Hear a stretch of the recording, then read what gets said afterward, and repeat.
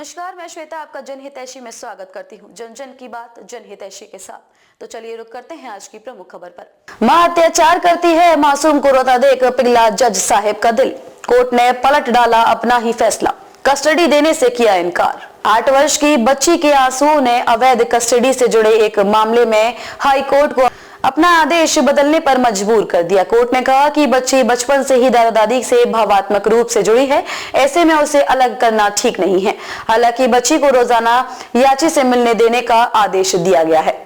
8 वर्ष की बच्ची के आंसुओं ने अवैध कस्टडी से जुड़े एक मामले में हाई कोर्ट को अपना आदेश बदलने पर मजबूर कर दिया। अदालत ने जैसे ही बच्ची को उसकी मां को सौंपने का आदेश दिया तो वह फूट फूट कर रोने लगी। इसके बाद हाई कोर्ट ने अपने आदेश को बदलते हुए इसे सौतेले पिता के अभिभावक दादा दादी के पास ही रखने को सही माना।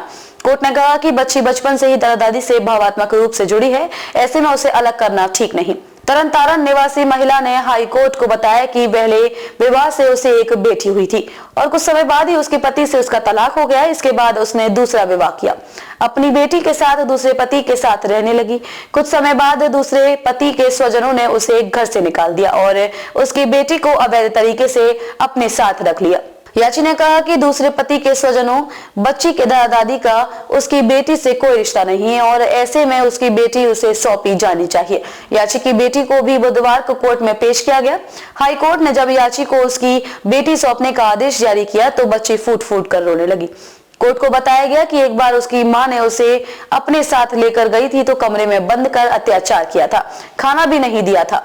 बच्चे के आंसू देखकर हाई कोर्ट ने अपना निर्णय पलट दिया और कहा कि भले ही याची बच्ची की प्राकृतिक अभिभावक है, लेकिन बच्ची की भलाई सर्वोपरि है। बच्ची 8 वर्ष की है और उसे समझ है कि उसकी भलाई किसके साथ रहने में है। खबरों में अब तक के लिए बस इतना ही। फिर होगी आपसे मुलाकात ऐसी किसी बड़ी खबर के साथ। तब तक के लिए नमस्कार और देखते रहिए जनहितैषी, जन जन की बात जनहितैषी के साथ।